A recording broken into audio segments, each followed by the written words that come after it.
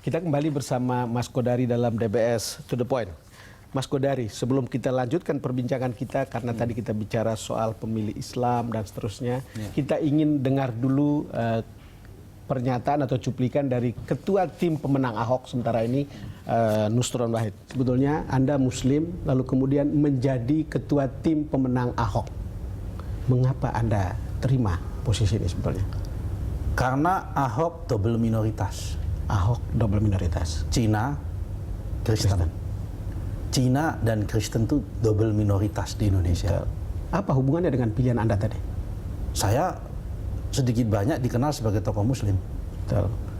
Bagi saya ini adalah mayoritas membantu minoritas. Dan ini adalah ujian atas keutuhan dan eksistensi kebinekaan kita di Negara Kesatuan Republik Indonesia. Saya punya mimpi dan saya berobsesi memang dari dulu bahwa rakyat Indonesia kita harus edukasi terus secara demokrasi dan secara politik.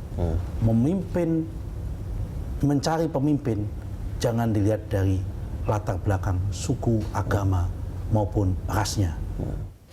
Mas Kodari, mencari calon pemimpin jangan dilihat dari latar belakang agama, suku, dan rasnya. Saya ingin menyampaikan beberapa memes, nanti akan banyak sekali yang bisa kita perlihatkan.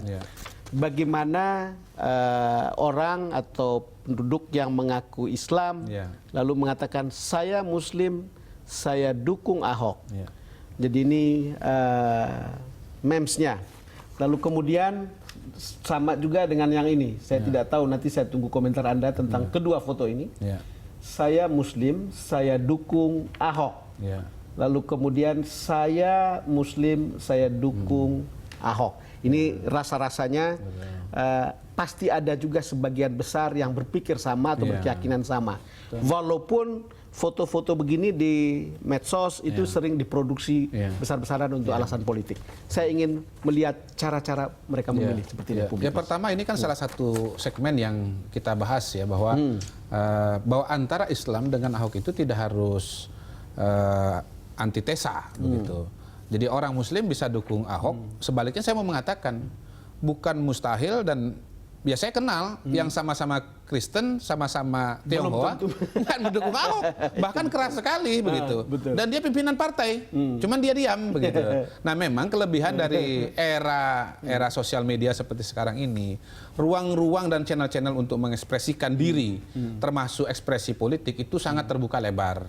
Seperti kita lihat ya, kalau kita lihat dari profilnya ya, ini kan orang biasa begitu ya, masyarakat yang kemudian mungkin bersama teman-teman sedang olahraga, lalu foto-foto, selfie, lalu kemudian ditaruh di Instagram atau di Twitter. Belum tentu orang yang ini yang bikin loh. Betul.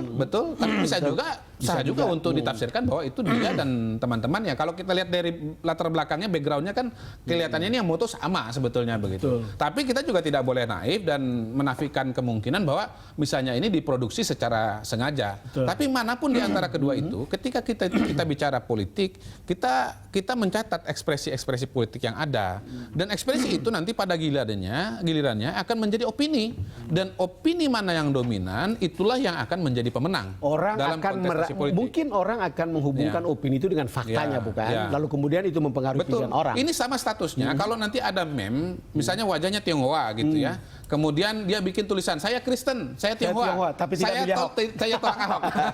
Ini pertarungan politik sekarang ini ada di dua level, ada di alam nyata dan di alam maya. Ya, saya tidak mengatakan alam goib ya, itu wilayahnya Gatot. Nah, gitu ya. Kalau ini wilayah AA dan Bosko. Jadi kita wilayah dunia nyata dengan wilayah dunia maya saja. Ini dua-dua bertarung. Ya. Kalau di sekarang kalau di dunia maya dan di dunia nyata tadi itu, konektivitinya seperti apa? Kalau Anda sebagai penasihat politik? Luar biasa. Kalau kita di Jakarta, dua-duanya itu punya wilayah masing-masing. Jadi manusia Jakarta, manusia Indonesia pada hari ini sebetulnya hidup di dua dunia. Dua dunia nyata dengan dunia maya, dunia cyber.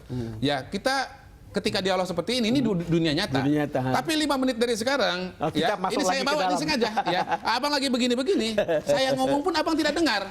Abang lagi berdialog dengan entah siapa di mana, tapi itu kemudian ikut mempengaruhi pikiran dan akhirnya sikap serta pilihan politik pada saat pilkada DKI nanti. Coba kita kemudian lihat yang begini, karena banyak. Ini sengaja kita bicara pada bagian ini Ahokers. Betul. Ini dia marah, bukan berarti temperamen. Ya. Bukan berarti gila, Ya. bukan berarti sakit jiwa, Ya. tapi dia sedang membela hak kalian yang kini dirampok oleh penjahat negara. Kan kalau Anda mengamati di lapangan, gimana nih? Kalau saya melihat begini, Ahok ini pertama memang sifatnya memang pemarah ya, barangkali ada bakat seperti itu. Tapi Bawaan. kemungkinan kedua, sebetulnya dia nggak pemarah-pemarah amat gitu. Kita nggak pernah dengar Ahok tukang marah waktu dia Pernah jadi ke Bangka bupati Belitung dulu. nggak, Mas? Pernah beberapa kali. Dengar nggak orang-orang Cina atau Tionghoa di sana bicara? Dulu nggak mendengar bahwa dia itu tukang marah-marah. Yang saya dengar pertama kali tentang Ahok, pertama dia itu adalah yang mempelopori pendidikan dan kesehatan gratis. Itu yang pertama-tama dia lakukan. Yang kedua, dia sering ke rumah penduduk, lalu kemudian duduk lesehan bersama masyarakat. Itu sebabnya dia double minority, tapi di Belitung dia tetap bisa terpilih. Walaupun dia mengatakan kultur masyarakat di Belitung memang lebih akomodatif ya, lebih terbiasa dengan suara keras perbedaan. pun terbiasa sebetulnya. Nah, tapi saya juga punya asumsi bahwa sebetulnya Ahok itu marah-marah itu sengaja membuka front.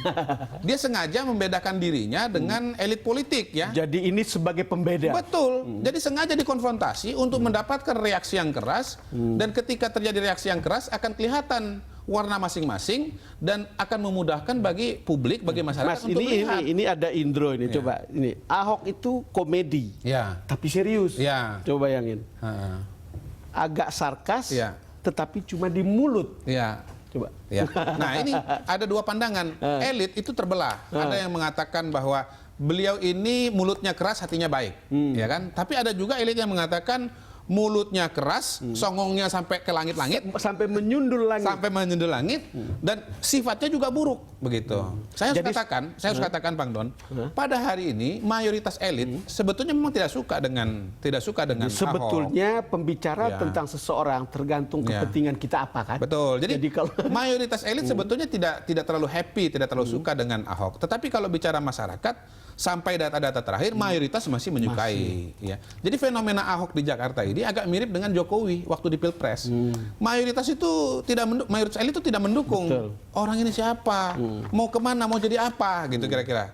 Tapi mayoritas masyarakat mendukung dan akhirnya karena ini mekanisme pemilihan langsung, yang menang adalah yang didukung oleh masyarakat. akar rumput. Mas, kita jeda lagi. Pemirsa, kami akan segera kembali.